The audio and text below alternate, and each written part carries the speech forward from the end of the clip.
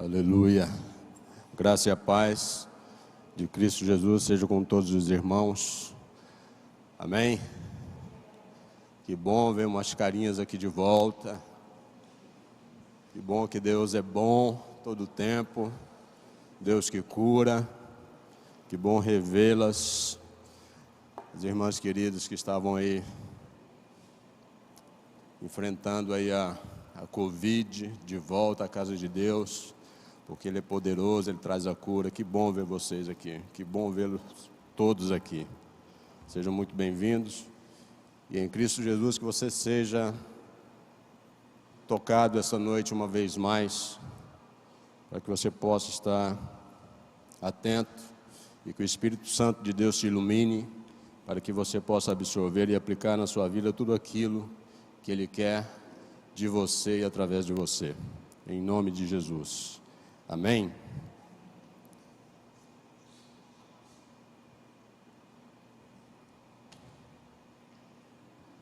A gente está na série de mensagens na primeira de Pedro aí, na primeira carta, a primeira epístola de Pedro.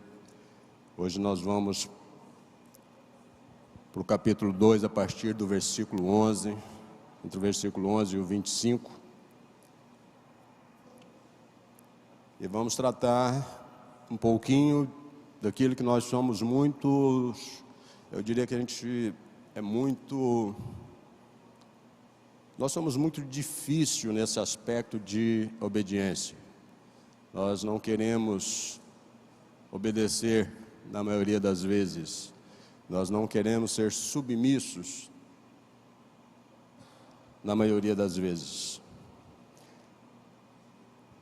Primeira carta, primeira de Pedro, capítulo 2, do versículo 11 ao 25, está escrito: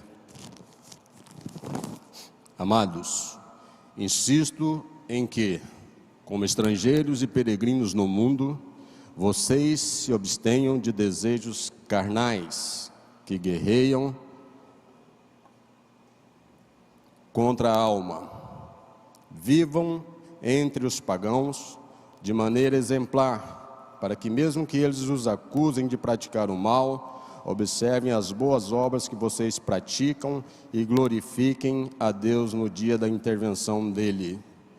Por causa do Senhor, sujeitem-se à autoridade constituída entre os homens, seja o rei como autoridade suprema, seja os governantes, como por eles enviados para punir os que praticam o mal e honrar os que praticam o bem.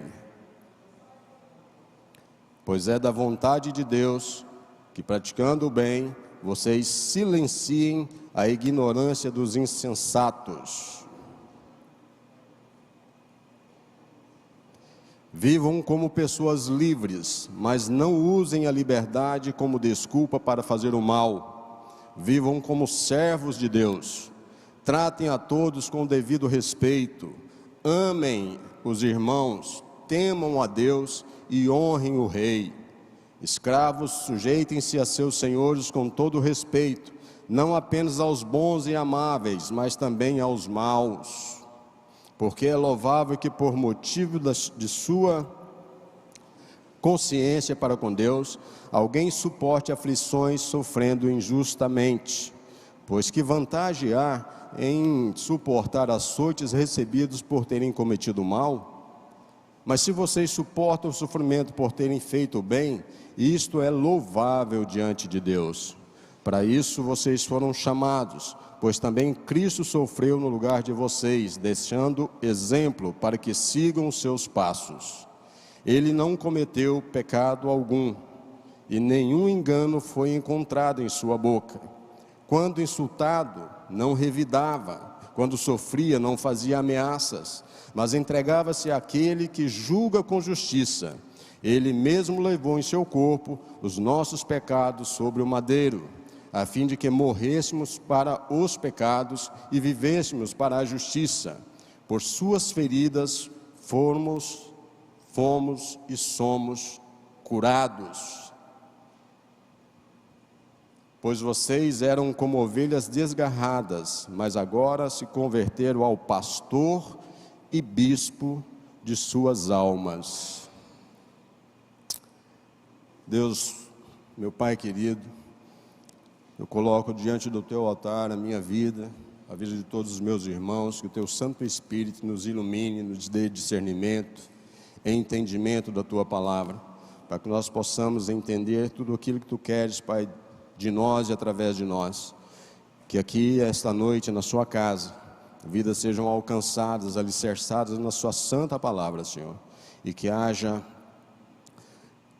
verdadeiramente conversão de postura, de atitudes, Deus, que haja novamente um novo ouvir, um novo falar, um novo olhar, nós possamos entender que, submisso à tua palavra, ao teu desejo, às tuas ordens, Pai, para conosco, nós seremos mais que vitoriosos, porque nós cremos e assim nós te bendizemos em nome de Jesus.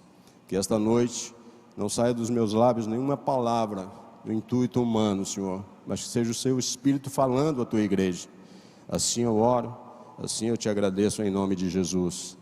Amém. Submissão é um negocinho meio complicado. E a gente sabe que é muito difícil, diante de algumas circunstâncias, nós nos submetermos à autoridade. Antes de mais nada, eu queria te dizer, meu querido, que submissão tem que ser, deve ser, a marca em você. Por isso nós escolhemos esse título. Talvez a sua Bíblia venha como dever aí, como um dever social. Mas eu queria que você entendesse que submissão, para você, cristão, tem que ser uma marca de conduta, de postura, de mudança, tem que ser uma marca em você. Vamos começar falando um pouquinho, entendendo um pouquinho sobre submissão. É uma condição em que eu e você, nós somos obrigados a obedecer, a nos sujeitar, é uma sujeição, é uma subordinação às leis, é uma disposição que eu e você nós temos que ter para obedecer, é isso que o dicionário define. É uma condição para aceitar uma situação de subordinação, com docilidade, com atitudes dóceis, obediência, subalternidade, é isso que o dicionário define. Semelhantes à submissão, a palavra de Deus vem muito e a gente passa a entender que há uma forma de acatar, um acatamento, um acato, é um cumprimento, é uma obediência, é não resistir, é ter respeito, e assim se define submissão. E submissão também, eu tenho que te dizer que é um princípio divino, é um princípio de Deus.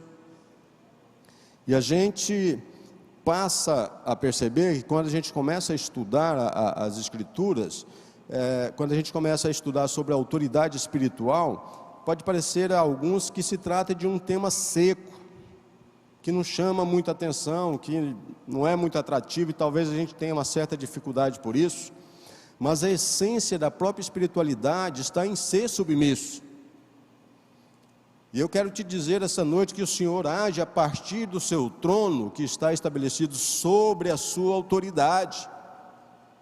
E você precisa entender isso, e isso é básico. Você precisa colocar tudo como Deus quer, e não como você quer. Se submeta à autoridade de Deus, e tudo vai dar certo. Queira fazer a tua vontade e tudo vai por água abaixo. É assim que funciona. Louvar, orar, jejuar, fazer qualquer coisa sem submissão, não tem valor nenhum para Deus. Se o que você estiver fazendo, você não estiver se submetendo à autoridade, à vontade do Senhor, não tem valia. Torna-se uma coisa mecânica, sem vida. Por isso, em tudo que fizer, em tudo que falar, em tudo que agir, em tudo que pensar, glorifique o nome dEle. O princípio divino,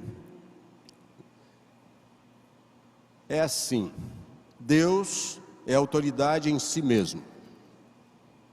E tudo que no mundo, cosmo, tudo que existe é sustentado pela palavra e o poder da autoridade do Senhor. Quer base bíblica para isso? Hebreus, capítulo 1, versículo 3. Está tudo sob controle do Altíssimo.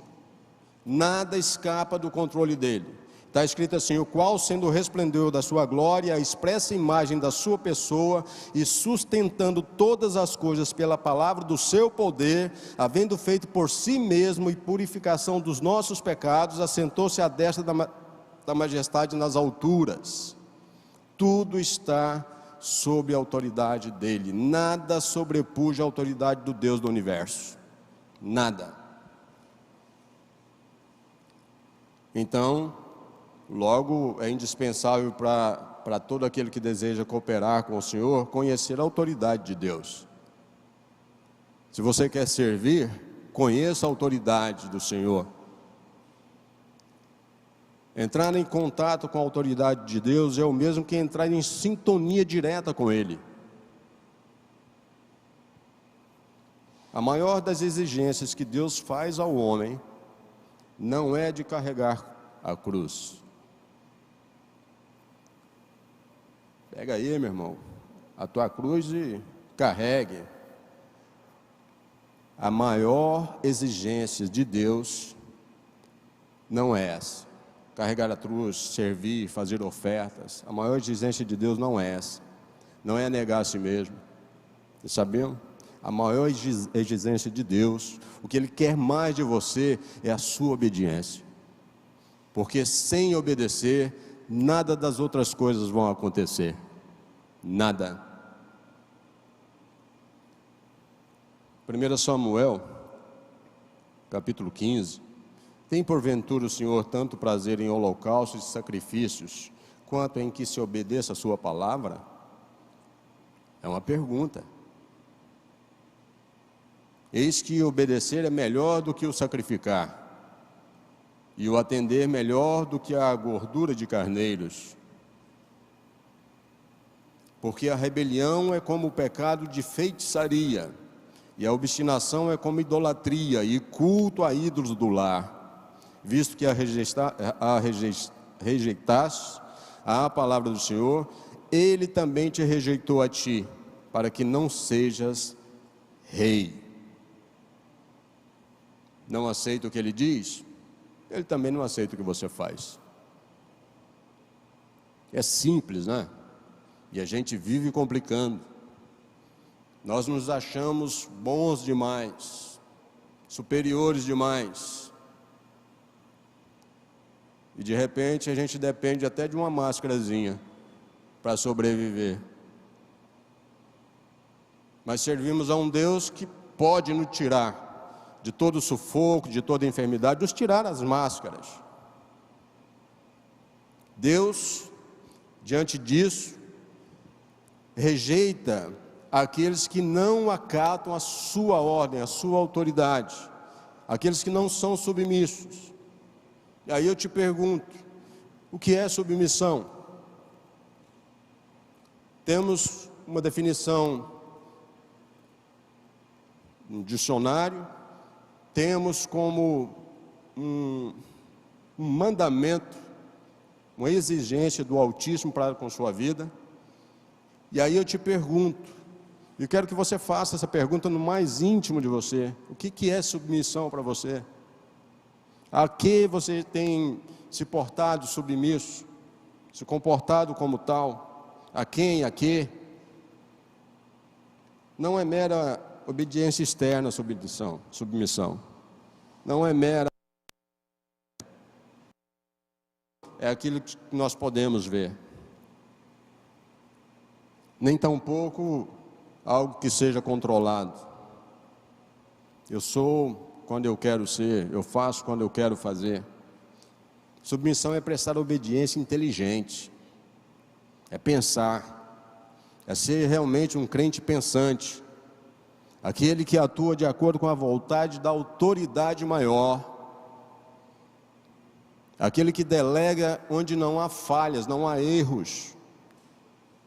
É exteriorizar um espírito submisso. Submissão é quando ninguém está por perto e você é submisso. Submissão é quando ninguém está te olhando. Não pode ser quando as pessoas estão notando você. A opinião própria é quando se opõe à orientação daquele que é o maior, que exerce autoridade sobre nós, se desvirtuada, complica. Quando é que nós aprendemos o que é a submissão? Quando é que você já parou para pensar sobre isso? No que nós estamos falando aqui das cartas do apóstolo Pedro, ele tem falado muito aos nossos corações, ao meu, e acredito que ao seu também, acerca de nós prestarmos mais atenção naquilo que nós somos, como agimos, como servimos, como atuamos como trabalhadores, como é que nós delegamos. Quando é que nós vamos entender, ou se você pode responder assim mesmo, quando é que foi que você se converteu?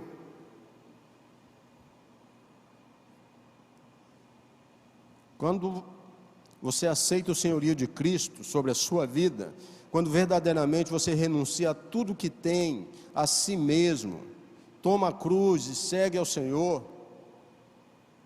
de forma submissa à genuinidade na sua conversão. Mas se você carrega esta cruz, se você faz aí as suas ofertas, se você relaxadamente serve, é bom rever conceitos. Sem submissão nós jamais chegaremos ao alvo. Se você não obedecer, você não vai chegar. Porque só há um caminho.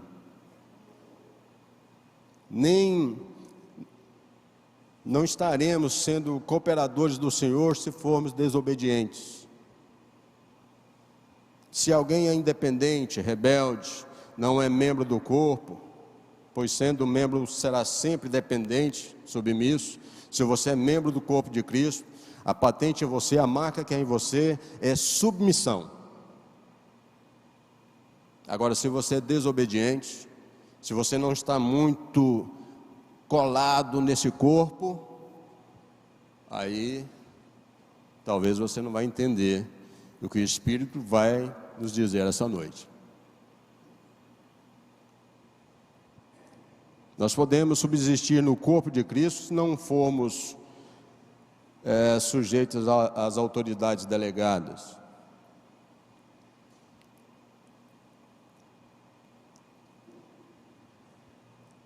Às vezes eu me pergunto, eu abro os meus olhos para mim mesmo, e eu me pergunto, como é que como pode um membro subsistir ao corpo se não se submeter às ordens da cabeça? Como é que a sua mão pode movimentar se não obedecer o comando? Como é que você pode se deslocar de um lugar a outro se não obedecer o comando? Como é que algum membro pode funcionar se não obedecer a cabeça?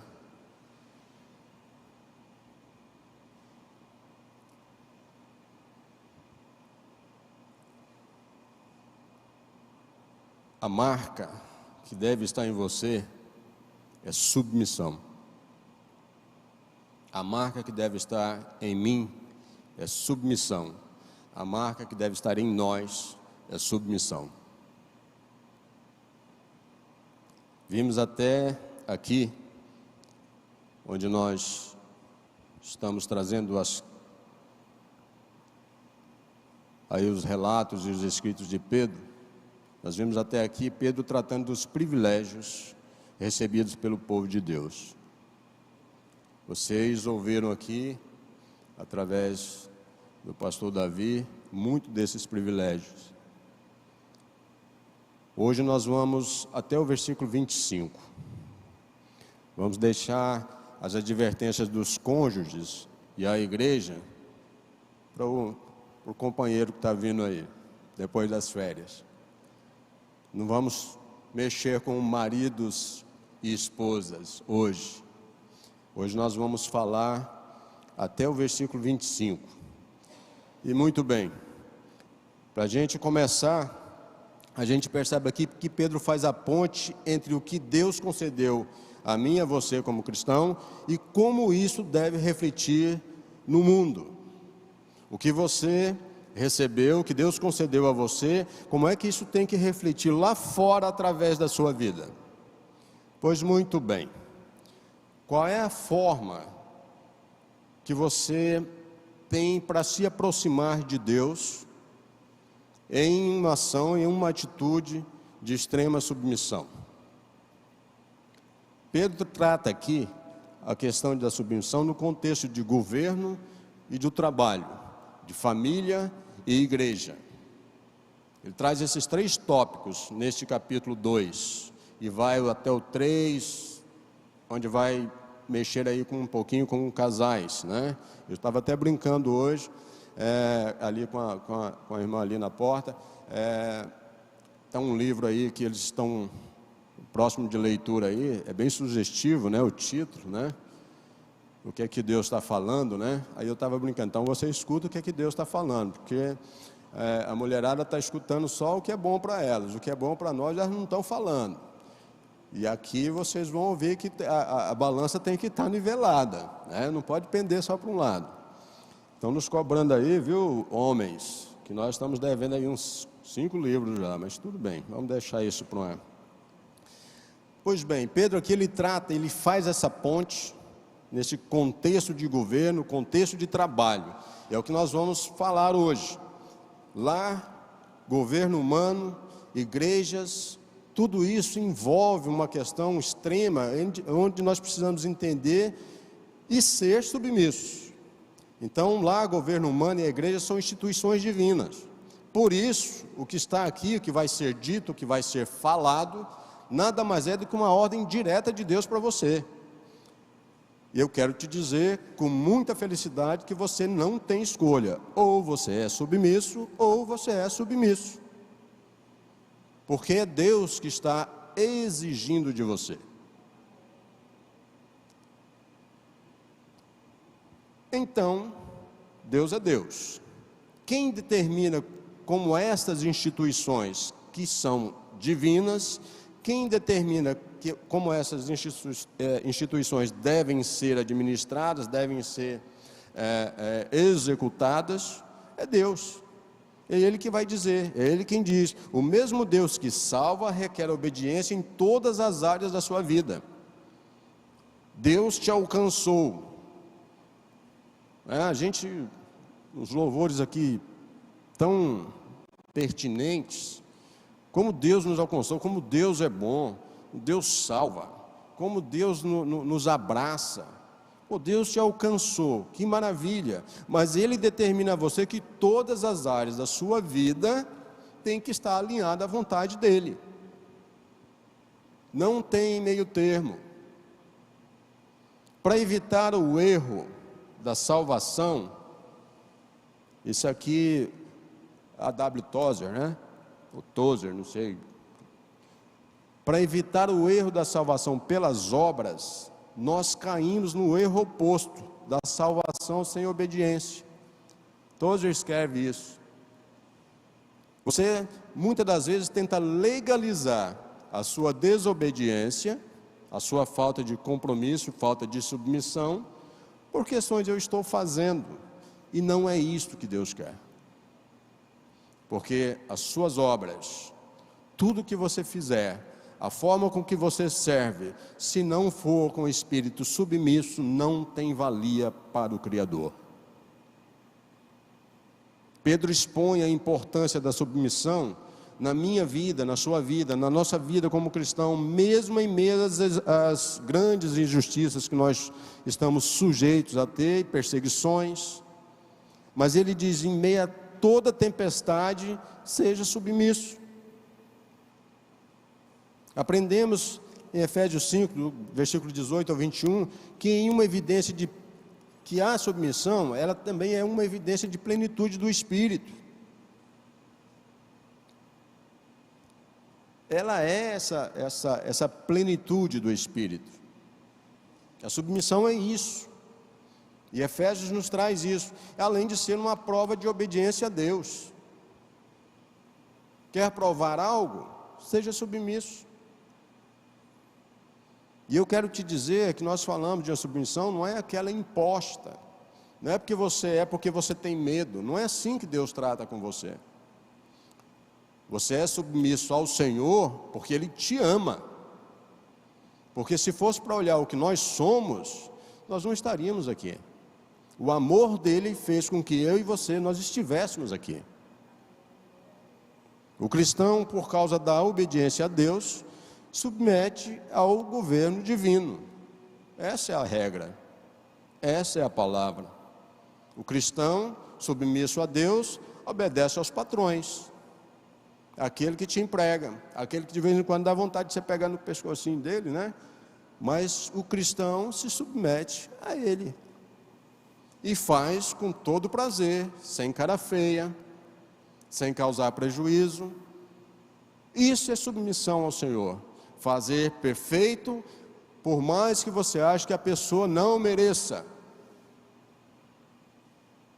Servir com perfeição. Nós temos o péssimo hábito de orarmos, pedir ajuda.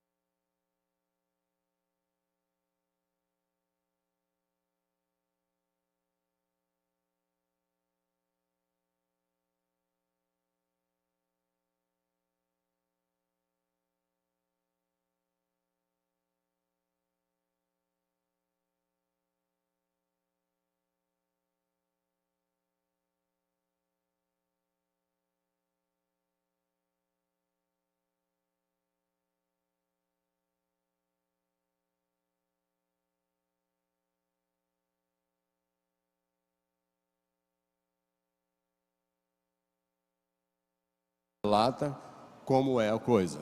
E mais adiante, o capítulo 3, como eu disse para vocês, vai ser tratado aí mais à frente, como cônjuge, né, como marido e esposa, e como membro da igreja. Então são 4 pontos que Pedro trata no capítulo 2 e capítulo 3. Mas a gente vai até o versículo 25 do capítulo 2, do 11 ao 25, e aqui nós vamos falar de como ele traz isso.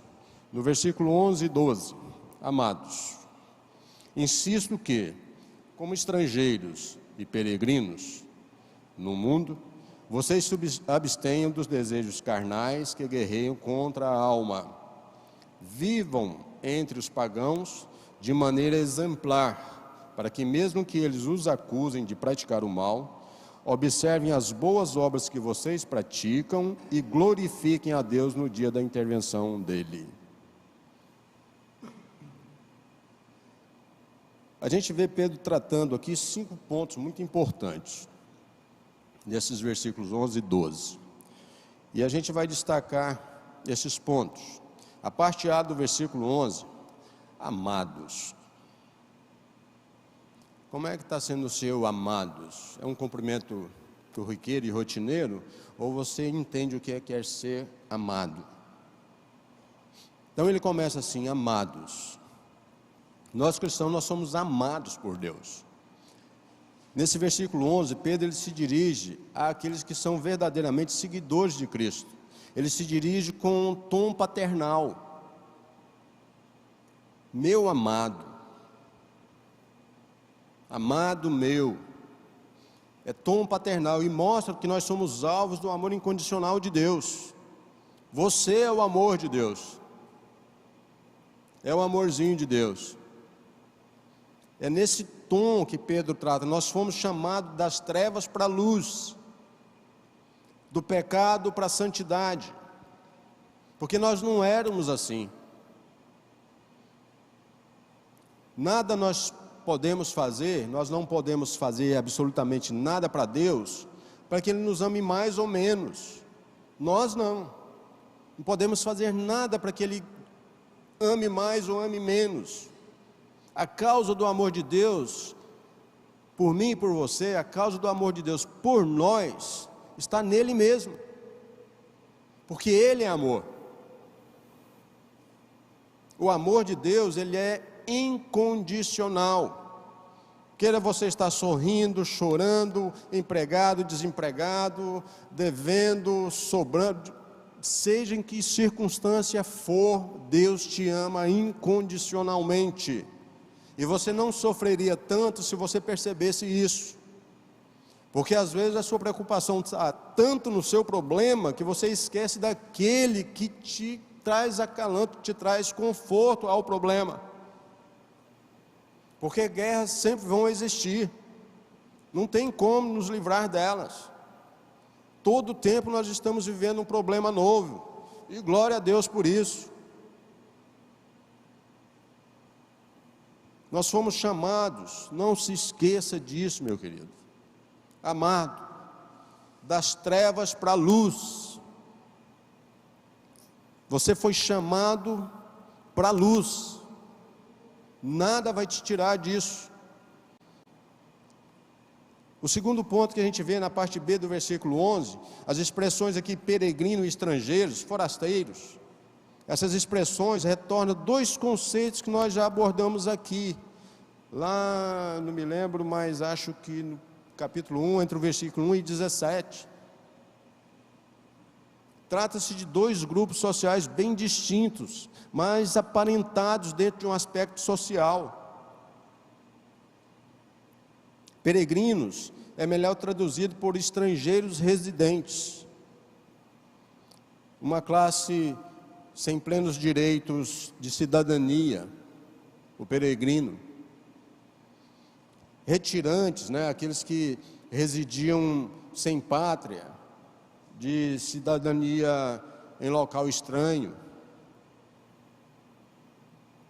É o que a palavra trata como peregrinos. Estrangeiros são forasteiros visitantes, que ficam por certo tempo em um lugar, mas não se configuram como residentes, estão de passagens. Com isto, o apóstolo diz que precisamos nos conscientizar da interinidade da nossa existência terrena. Precisamos tratar, amar, alcançar aos que estão de passagem por onde nós estamos. Como povo de Deus, nós temos cidadania permanente aqui, como povo de Deus. Somos cidadãos permanentes aqui. Como povo de Deus, nós temos a cidadania aqui. O que é que você acha? Nós nascemos de cima, não foi? Nascemos do Espírito, não foi? O céu é a nossa pátria. Mas tem gente querendo fincar raízes aqui. Aqui é só passagem. Aqui não tem residência fixa. Não se maltrate tanto porque não vale a pena. Não estou dizendo para ninguém ser irresponsável. Só estou te dizendo que não é aqui. Nossa luta não é contra o que está ao nosso redor. A nossa luta não é essa. Mas contra as paixões que está dentro de nós. O que seu coração tem buscado? Pedro destaca a necessidade de abstenção de paixões carnais. E nós somos carnais.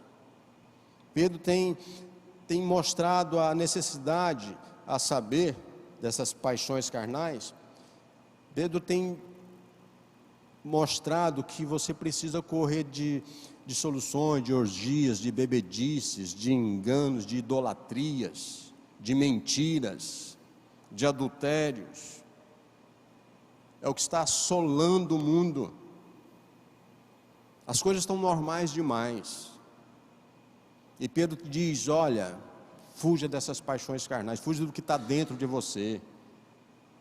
Povoe o seu íntimo com coisas que são do alto. Lá é eterno, aqui é passageiro. O caminho vitorioso sobre paixões não é o enfrentamento. Uma coisa eu te digo, não caia na besteira de enfrentar os seus desejos carnais, porque você vai dançar. Você não vai conseguir. Mas os enfrente com a submissão ao que Deus quer para a sua vida, que você vai pisar na cabeça desse demônio.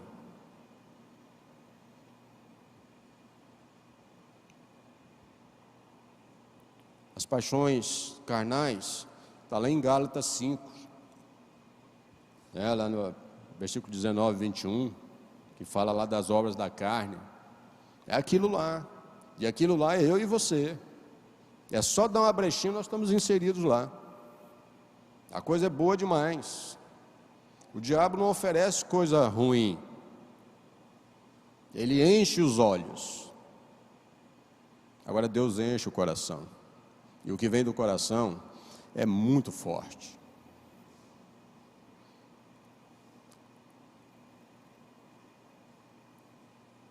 A gente precisa estar atento, porque o orgulho, a inveja, a malícia, o ódio, os maus pensamentos, são paixões que abrem guerra contra a nossa alma no intuito de destruí-la.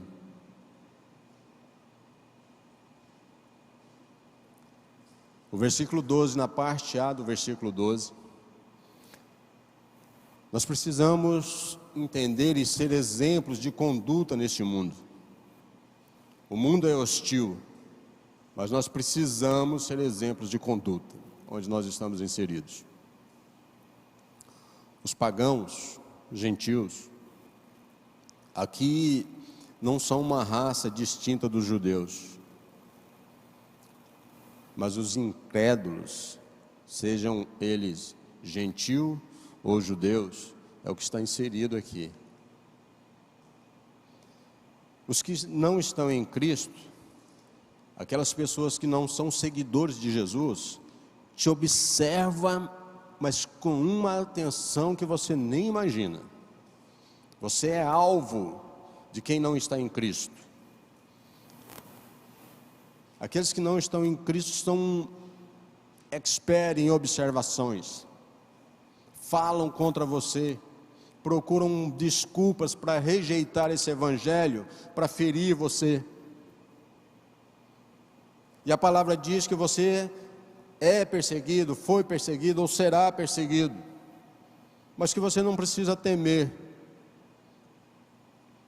Portanto, meu irmão, manter uma conduta irrepreensível quando somos aplaudidos e elogiados é muito fácil. Mas quando você é atacado, quando você é injuriado, injustiçado, aí eu quero ver. E é aqui que Pedro diz, aí que você tem que realmente ser submisso à vontade de Deus e não revidar, não se equiparar, não ficar no mesmo nível. Você precisa manter-se exemplar com as suas atitudes quando é alvo de injustiça e de hostilidades. Quando você é acusado, quando você é apontado, quando é traído, quando é machucado. A parte B do versículo 12. Deus tem argumentos aqui, a gente percebe que Deus tem argumentos irresistíveis no mundo. E é interessante isso, né? Deus tem argumentos irresistíveis no mundo? Tem. Olha aqui, somos nós. Nós somos os argumentos que Deus não resiste. Você é irresistível para Deus. Ele quer você, independentemente do que você é. E aí há verdade nesse querer. Não podemos nos esconder, é um fato. Vivemos em uma vitrine, nós estamos à mostra. Crente, eu acho que é o cidadãozinho mais rotulado que existe na face da terra, em todos os sentidos. Os pejorativos então nem se fala, mas a sua atitude vai dizer quem realmente você é e que crente você é. Nossa conduta, obras e palavras, elas são avaliadas constantemente. Na empresa que trabalho, se errar, é porque é crente. É assim. Perseguição não é fácil. O que tem de nego puxando a ponta do tapete não é brincadeira. Por que o crentinho está lá? Por que o crente faz aquilo? Por que o crente é isso? É tanto rótulo. Nós não podemos nos esconder, nós somos vitrine, por isso nós temos que ser irrepreensíveis. Por que o crente está lá? Porque ele é honesto, porque ele tem capacitação, porque ele estudou, porque ele se esforçou, porque o Espírito Santo de Deus vive dentro dele, porque não é pelos seus méritos, não é pelos nossos méritos, porque foi Deus que nos colocou lá, e você não pode se esconder disso. O mundo nos olha, discorda de nós, o mundo nos ataca, mas não podem deixar de reconhecer nossas boas obras. Pode falar o que quiser de você, mas eles não podem esconder as suas boas obras. Obras estas que nós a fazemos em ambientes extremamente hostis, difíceis, maledicentes. Nós estamos inseridos com todo tipo de gente. Essa semana eu conversava com uma menina, uma moça que trabalha no grupo, e a gente estava brincando até certo ponto, e alguém falou em virgindade, e eu antenei. Eu quero saber o que eles vão dizer. Eu tinha uma meia dúzia de mecânico em volta, e quem conhece oficina mecânica sabe que os bichinhos não é muita gente, né, Vinícius? O cara não é mecânico, não é gente para esse tipo de conversa. E eu estava ouvindo lá e ela falando. Meu pai era muito severo e morreu bem velhinho e tal. A gente não podia namorar na porta de casa, não podia nada, né? E a exigência maior é que nós casássemos. E ela me olhou, acho que ficou com um pouquinho de vergonha de falar que casasse virgem, mas porque casasse selada. Desculpe o linguajar, mas eu vou falar. E eu comecei a achar graça da entonação dela, mas eu vi que era uma verdade muito forte dela. E eu falei, é mesmo, e você casou? Ela disse, não. Eu falei, então você ainda está solteira? Ela, mas eu só estive virgem até os 21 anos. E eu falei, e a partir daí? Aí ela disse, aí eu comecei minha vida artística. Ela respondeu. E me veio isto aqui, na questão de ambientes em que está inseridos. Porque se percebe naquela jovem, que ela começou, como ela mesma frisou, uma vida artística, a partir do momento em que ela começou a conviver com pessoas que não a respeitavam. E é esse o mundo que está lá fora. Então a coisa não é muito para achar graça, mas é para chorar. Porque é nesse mundo que nós estamos inseridos. Eu tenho uma filha linda dentro de casa. E eu não posso fazer escolhas para ela. Mas eu creio em Jesus, que o que está dentro dela fará com que ela tenha excelentes escolhas,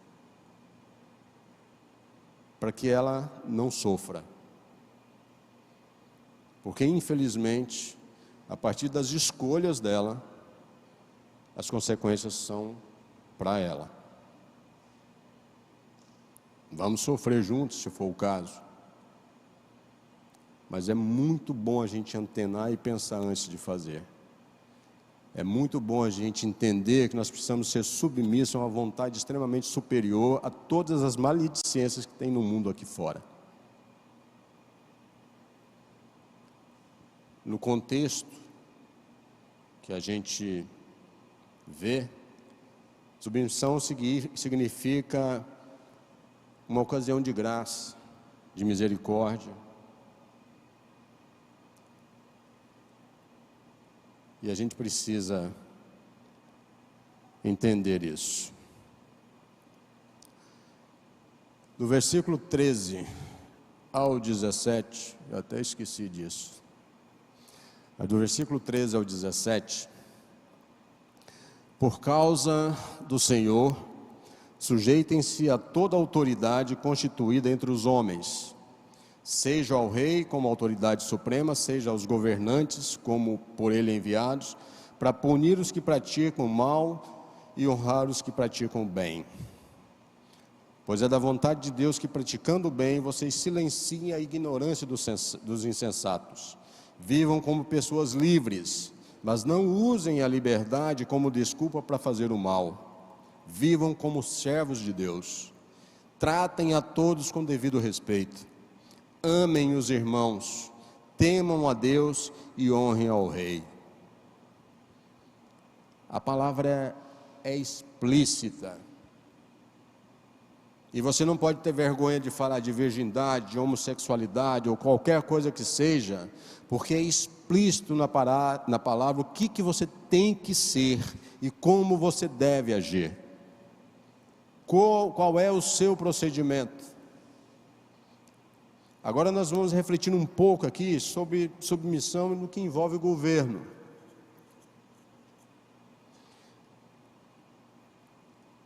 Deus instituiu a família, a igreja e o governo. E quando a gente fala em governo, chega a dar umas, porque a gente só vê coisa ruim. Mas Deus diz assim, você tem que ser submisso ao governo. As leis aí. Temos um Deus de ordem, não de confusão. E leis é para manter a ordem. Por toda a Escritura nós percebemos o princípio da autoridade e o dever de submissão que está aqui claramente ensinados. Mesmo no contexto turbulento que é o que nós estamos vivendo, as pessoas estão morrendo por falcatruas de governantes. Isto é uma verdade. Mas mesmo dentro deste conceito, Deus disse, obedeça às leis do seu governo. Nesse contexto turbulento que nós estamos vivendo, assim também era o Império Romano. Tinha um imperador insano no poder, que era Nero, e Pedro não, aqui nos escritos, ele não recua, nem transige a autoridade desse insano. Então ele ensina como nós devemos nos portar e nos comportar. Mesmo nesse contexto de estar sobre um governo de um insano, aí Deus diz assim, mas você precisa ser submisso a isso. E será que Deus está dizendo assim para você concordar com o que está sendo feito? Não. Nesses versículos aqui nós podemos destacar pontos extremamente importantes, de grande valia para a nossa vida. A parte A do versículo 13, olha a abrangência da submissão. O apóstolo aqui ele aborda a submissão primeiramente no âmbito mais geral. A magistratura ela existe e exige certamente a existência dela por direito divino. Ninguém chega a um poder se Deus não quiser. Isso é com certeza. A maior e a mais perfeita forma particular de governo, poder de magistratura, pessoas que comandam, pessoas que executam determinadas leis que exigem que sejam obedecidas, não são instituições humanas. Estão lá porque Deus assim o fez, assim o quis. Governadas por leis e constituições de cada país, está uma lei soberana. Submissão é algo que a gente precisa entender de forma tão profunda. Quando você vai na raiz, vem traduzida do grego como sujeitar a algo, como se colocar debaixo de, sob o comando de, submeter-se. Mas não diz para você ser irresponsável, incoerente, insensato, punitivo, vingativo. Não. Os cristãos se colocam de forma voluntária sob a égide das autoridades públicas, prestando submissão cristã, sem ser me faltou a palavra, sem ser subserviência, eu acho que é isso, me faltou. Mas você está sujeito a essas leis. A submissão aqui não é uma opção, é um mandamento. Ah, mas eu não concordo. Mas Deus não está dizendo para você concordar com coisas erradas. Ele só está dizendo para você não combater de forma igual a que está sendo governado. O cristão não pode ser rebelde. O cristão não pode ser enganador. O cristão não pode ser falso, agir com falta de transparência. O cristão não pode de forma alguma compactuar com rebeldias. Pode discordar sim de uma autoridade abusiva. Tem que discordar do abuso. Isso é um fato. A autoridade abusiva em suas funções ou nas suas competências tem que ser denunciada. É a atitude cristã. Na parte B desse versículo 13, você vê a motivação que te leva a ser submisso. O que faz a mim e a você praticar submissão, a causa é o Senhor, é por causa de Deus, é por causa do Senhor que nós somos submissos.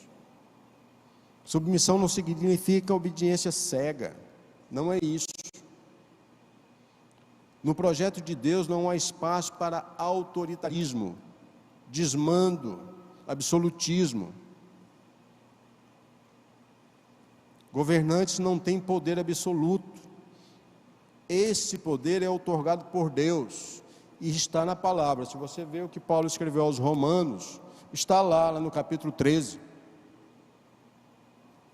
É por causa do Senhor, é por causa de Deus que somos submissos às autoridades. Senão a gente já tinha enforcado uma meia dúzia aí. Mas Deus não é por aqui. Por causa do Senhor, nós temos a motivação de nos submetermos. Pedro deixa implícito que Deus é soberano em todas as áreas e está plenamente no controle de tudo. Então não pense você que tantos erros, descasos e desmandos que você tem visto vai ficar impune. Só que não é você que vai resolver. Na parte C desse versículo 13, até a parte A do versículo 14, nós temos níveis de autoridade. O que Pedro está nos dizendo aqui é que não importa o sistema de governo, nós devemos prestar obediência. Não importa o sistema. Isso é até complicado da gente ouvir, né? Não importa se é rei, se é presidente, se é primeiro-ministro, nós devemos ser submissos a essas leis. Nosso dever é sujeitar-nos a ela. Isso está ligado não à pessoa, mas à função que ela ocupa. Não é a pessoa que você é submisso, não é sobre o comando da pessoa. É sobre o cargo que ela ocupa, é sobre o que dita a lei do país, do estado, onde quer que você esteja. Vale dizer que Pedro escreveu essa epístola aqui nos últimos anos do perverso imperador Nero. E o cara era um destruidor. E só para você ter uma ideia, Nero subiu ao poder com 17 anos. Um adolescente no poder. Cometeu suicídio 14 anos depois que subiu ao poder. E durante seu reinado, o próprio Pedro foi martírio, sofreu martírio, durante o reinado de Nero. O cara era gente boa, né? Mas Pedro, em momento algum, deixou de ser submisso às leis ali impostas. Pedro reconhece e reconheceu aquele que levou o martírio a ele como soberano. E exorta aos cristãos com a atitude de praticar o mesmo e honrar não a quem estava cometendo a autoridade abusiva, mas a honrar aquele que está sobre essa autoridade. A obediência do povo de Deus deve ser endereçada ao rei. Ao rei. E se for preciso ser submisso a governadores e outras autoridades aí, nós temos que ser. É o que Pedro diz. O próprio Jesus disse a Pilatos, palavras do rei, palavras do próprio rei, João 19, versículo 11, nenhuma autoridade teria sobre mim, olha Jesus falando para Pilatos, nenhuma autoridade teria sobre mim, se de cima não te fosse dada. Mas Jesus não deixou de ser submisso àquelas leis. Na parte B desse versículo 14, o tratar agora é do âmbito de dever de autoridade, porque a autoridade tem dever. Nós sabemos que a autoridade é instituída por Deus com um duplo propósito, a saber, promover o bem e combater o mal. E quando a gente ouve isso, você olha para o teu país e diz assim, está tudo errado.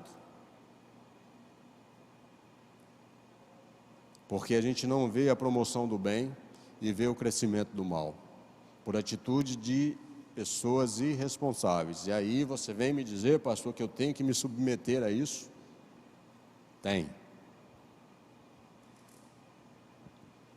O Estado, com sua ordem e leis, é o ministro de Deus competente para promover a justiça social. Tem muita gente boa promovendo justiça social. Tem muita gente boa. A gente está aterrorizado porque a gente só fala de uma meia dúzia que não tem compromisso, que são gentios mesmo. Mas tem muita gente boa promovendo o bem para a sociedade. Tem muita gente boa que sem recurso promove o bem. O quinto ponto aqui, antes de passar, eu queria te dizer algo acerca de autoridade. Quando a autoridade classifica o mal como o bem e o bem como o mal, quando se arroga o direito de controlar a consciência e a fé, eu quero que você se lembre que vale é a palavra de Jesus. Quando você vê essas coisas que você não concorda, que nós sabemos que é errado, lembre-se das palavras de Jesus, que é o que vale. Jesus pronunciou no Evangelho de Mateus, capítulo 22, né? Dai a César o que é de César e a Deus o que é de Deus. Depois você pensa nisso um pouquinho, quando você achar e se deparar com tanta injustiça e você se arrebentando para fazer o bem. No versículo 15, a gente vê a submissão, que ela tem um propósito. A obediência civil, ela é expressa e é a expressa vontade de Deus para o seu povo, especialmente num contexto em que esse povo é caluniado e é perseguido. Um exemplo, você já ouviu isso, você já deve ter dito isso, mas um exemplo vale mais que 1000 palavras. Testemunhos irrepreensíveis é melhor que qualquer discurso eloquente.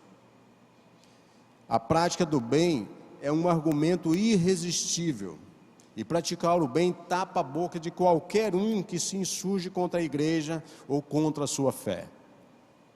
Por mais que seja atacado, continue praticando o bem, porque você vai tapar a boca dessas pessoas. Transformar a liberdade em libertinagem não é o caso aqui. A sua liberdade é para que você glorifique o nome daquele que a deu a você. Há um risco ao tentar encobrir maldade com pretexto de liberdade. Você precisa estar atento a isso, porque isso é abusar da liberdade. A verdadeira liberdade é liberdade para o bem, para a obediência a Deus. Essa é a verdadeira liberdade. Não há liberdade sob pecados e sob ações maliciosas. Pedro, ele alerta das paixões interiores todo o tempo. Só somos verdadeiramente livres na medida em que somos servos de Deus. A sua liberdade é realmente nata, genuína, verdadeira, a partir do momento que você serve ao Senhor. No versículo 17, a gente vê os limites de submissão. Tratai a todos com honra. Acho que eu estou deixando passar, né, gente? Mas é o último versículo aqui. Tratai a todos com honra. Amai os seus irmãos. Teme a Deus. Temor a Deus. Honre ao rei. 4 mandamentos que está aqui inseridos no versículo 17.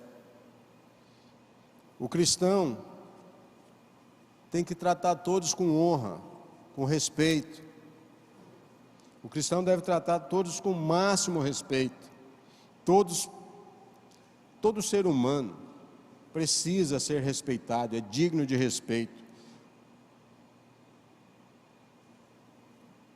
No contexto com o Império Romano, que tinha mais de 60 milhões de escravos, esse conceito ele não tinha muita valia, porque não se respeitava aos escravos. E o posicionamento de Pedro naquela época é extremamente revolucionário.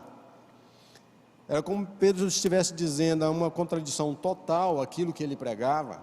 É como se ele estivesse dizendo: dê aos escravos, a essas pessoas que vocês não respeitam, dignidade, não os tratem como coisas, porque lá, escravo era uma coisa, não era tratado como uma pessoa. E Pedro revolucionava isso ao combater isso. E Pedro dizia mais: ame aos irmãos, a igreja é a família de Deus. Nós sabemos disso. E a gente não ama uns aos outros como nós devemos amar.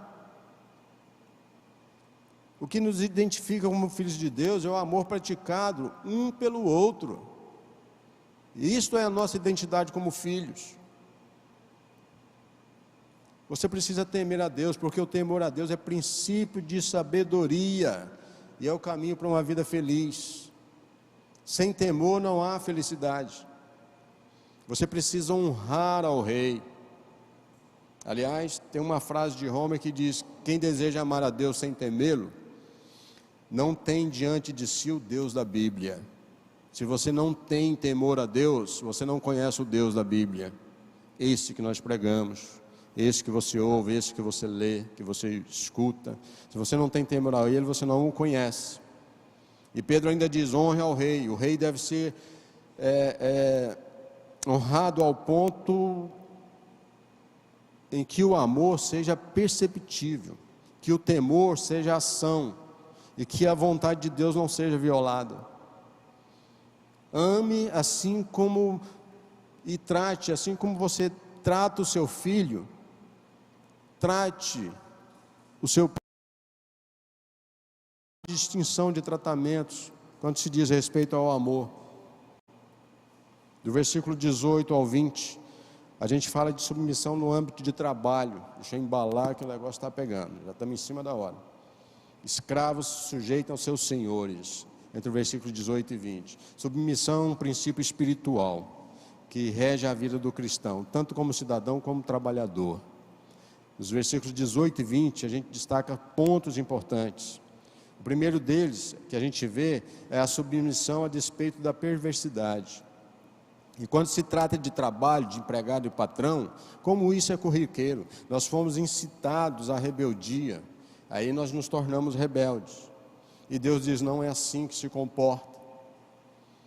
Pelo contrário, a orientação que nós temos aqui é de nos submeter com todo o temor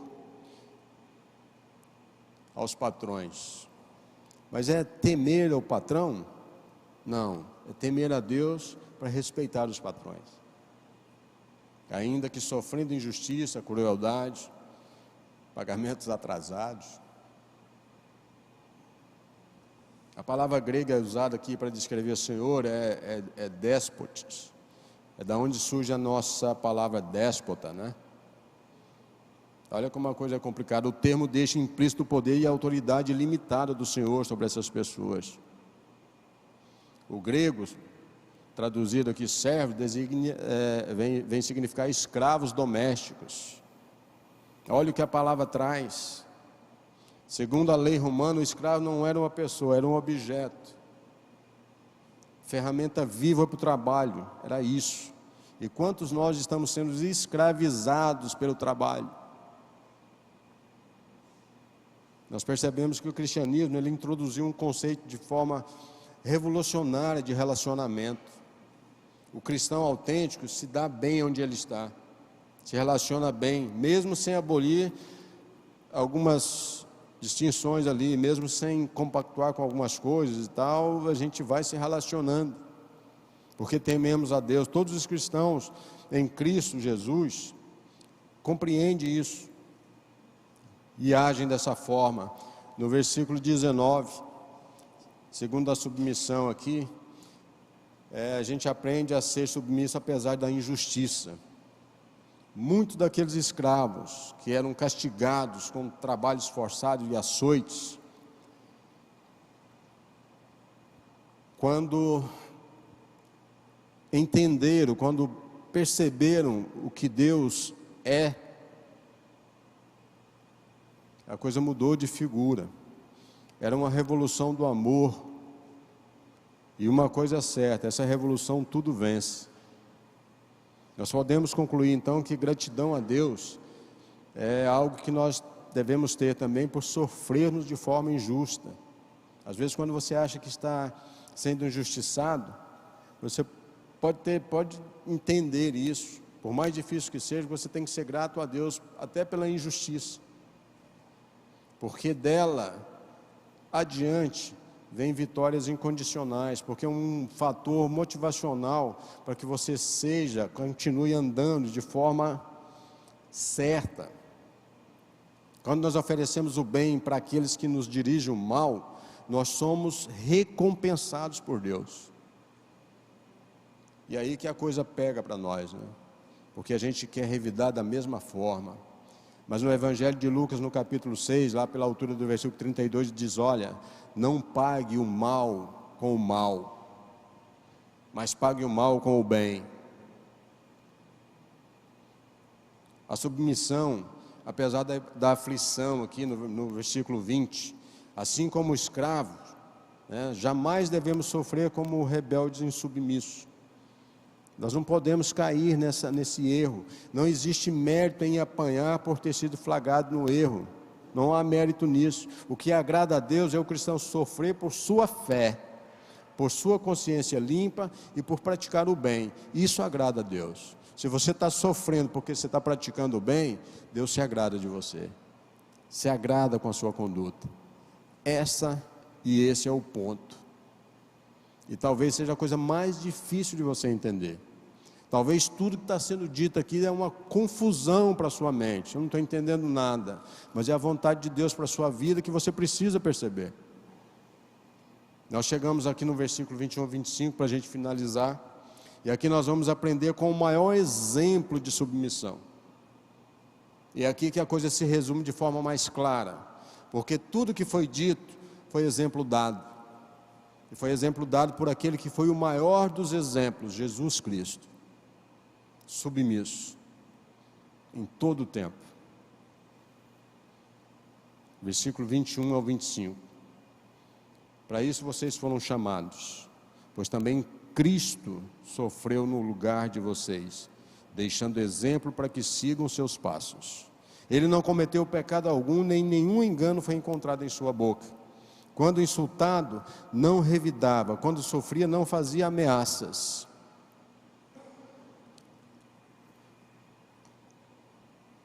Mas entregava-se àquele que julga com justiça. Ele mesmo levou em seu corpo os nossos pecados sobre o madeiro, a fim de que morrêssemos para os pecadores, para os pecados, e vivêssemos para a justiça. Por suas feridas, eu e você fomos sarados, fomos curados. Pois vocês eram como ovelhas desgarradas, mas agora se converteram ao pastor e bispo de suas almas. Após falar sobre submissão, em geral, e sobre a necessidade de nos submetermos a ela, aos governos, aos patrões, esse assuntinho chato, ruim de estar escutando e tal, o apóstolo nos encoraja, oferecendo um modelo maior de submissão, nos oferecendo Jesus, o maior de todos os exemplos. Cristo nos é retratado de 3 maneiras, aqui entre o versículo 21 e 25. É o nosso exemplo, morreu no nosso lugar e é o nosso pastor atento no céu. O apóstolo chama a nossa atenção do sofrer injusto nesse mundo que nós estamos inseridos para o sofrimento de Cristo. E aí que você passa a entender o porquê que você precisa ser. Seguir a Jesus é seguir o seu exemplo.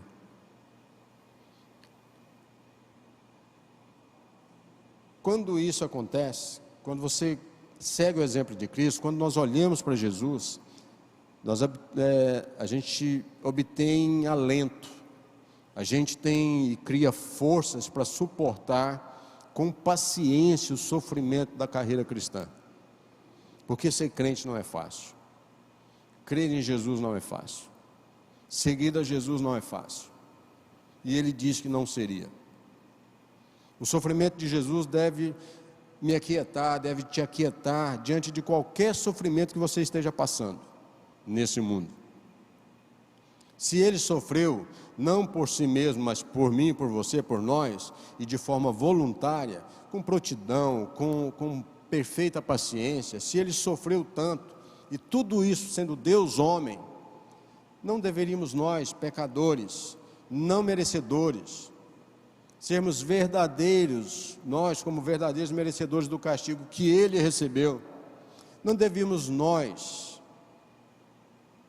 seguir esse exemplo que Ele diz, que Ele manda.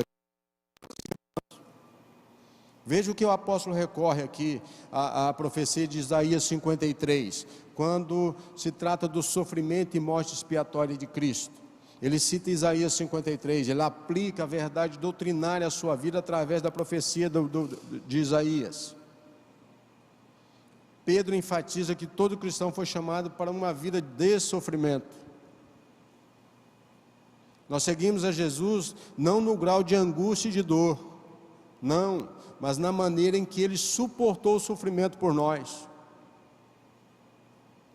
O alerta de Jesus é que o servo não é maior do que o seu Senhor. O que está escrito no Evangelho de João, no capítulo 15, versículo 20. O servo não é maior do que o seu Senhor, e que, assim como o mundo odiava e o perseguia, também eu e você, nós vamos ser perseguidos.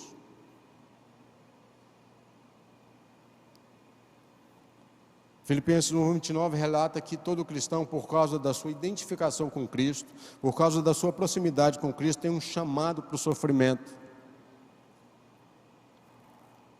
Certo é, meu irmão, é que não existe discipulado sem cruz.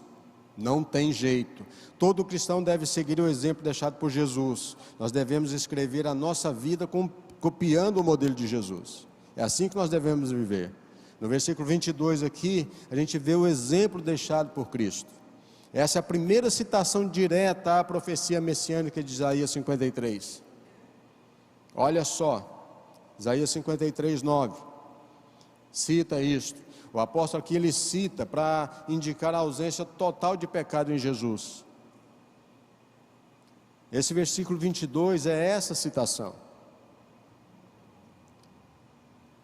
Lembra da afirmação do ladrão crucificado à direita de Jesus? Esse não fez mal nenhum. Ele não fez mal nenhum. Lucas 23, né? Jesus reprovaria qualquer tese que afirmar, qualquer tese que venha a afirmar que o homem é o produto do meio. Ele viveu num mundo caído, ele foi alvo de críticas perversas, ele sofreu os ataques mais sórdidos que se pôde ouvir, e ver e falar, mas com tudo isso ele jamais cometeu pecado, e a sua boca jamais pronunciou algum engano. No sentido pleno, não podemos imitá-lo, mas temos o dever de seguir suas pegadas.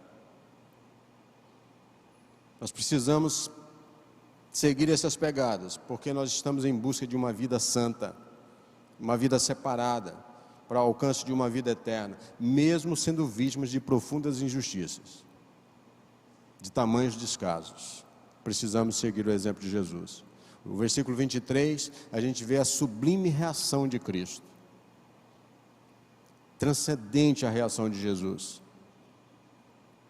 Os sacerdotes anciões, eles acusaram Jesus de muita coisa, mas ele não retrucou. Ele sofreu na cruz sem murmurar. Ele não invocou a ira de Deus sobre os que os perseguiam, ele não exigiu nada. Orou pelos seus inimigos, foi o que ele fez. Ele diz: Pai, perdoa aqueles que estão aqui, que estão fazendo isso, porque eles não sabem o que fazem. Mesmo tendo todo o poder para fuzilar os inimigos, desprezar sobre eles toda injúria praticada contra si, ele preferiu ir para a cruz como uma ovelha muda.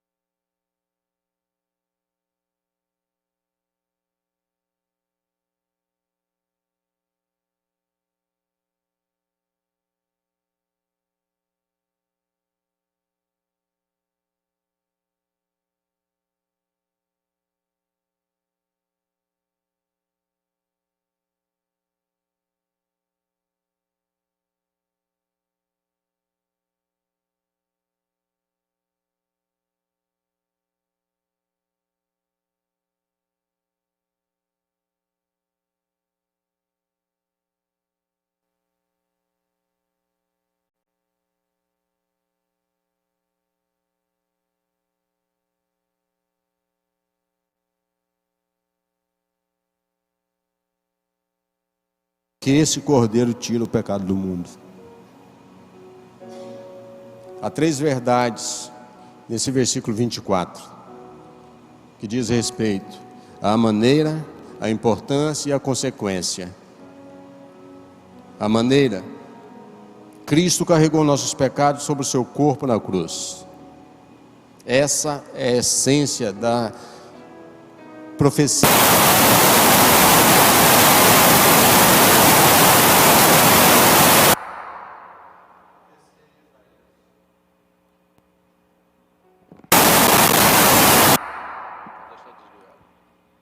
Essa é a essência da profecia de Isaías.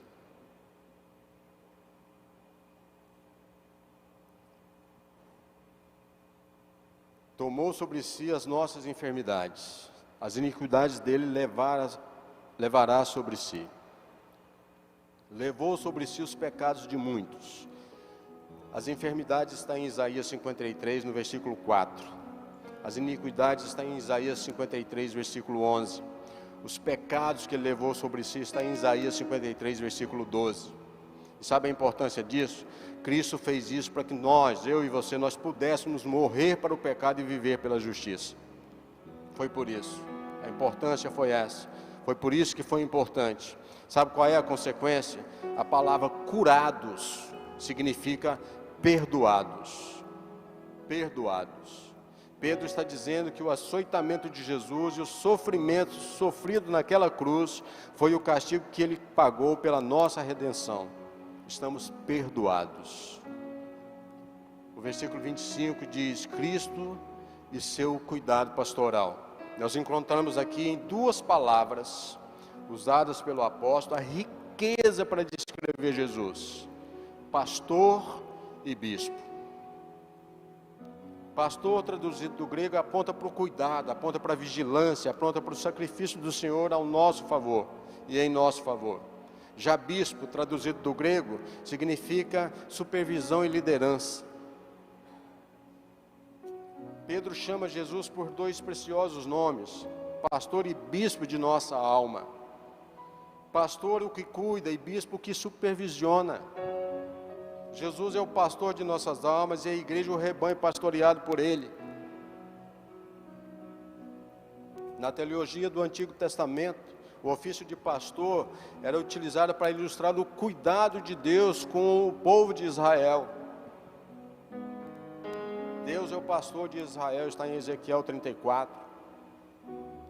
No Novo Testamento, Jesus representa o mesmo ofício divino de pastor. Eu sou o bom pastor dá vida pelas ovelhas, está escrito em João 10. Então ele morreu pelas suas ovelhas, ele vive pelas suas ovelhas, e ele voltará pelas suas ovelhas. Eu também creio, meu irmão, que ele está à porta. Ele também é o bispo das nossas almas, eu creio. Chamar Jesus de bispo significa reconhecê-lo como nosso protetor, como nosso supervisor, como guia, como diretor da nossa alma. É isso que significa. Eu quero terminar e quero concluir com as palavras de um escritor que eu admiro muito, o Warren Wiersbe. Vou te dizer, forte o que ele escreve. E acerca desse capítulo 2 ele diz assim: Pedro apresenta aqui muitas imagens admiráveis do crente. Somos crianças que se alimentam com a palavra, somos pedras do templo, somos sacerdotes do altar, somos geração escolhida, somos povo comprado, somos nação santa, somos povos escolhidos de Deus, somos forasteiros, peregrinos, somos discípulos que seguem o exemplo do Senhor, somos ovelhas que o pastor cuida. E ele diz: a vida cristã é tão rica, tão plena, que são necessárias tantas comparações e tantas outras para mostrar como a vida cristã é maravilhosa. Então não desanime não, porque Deus é o pastor e bispo da sua vida. Amém? Que Deus abençoe.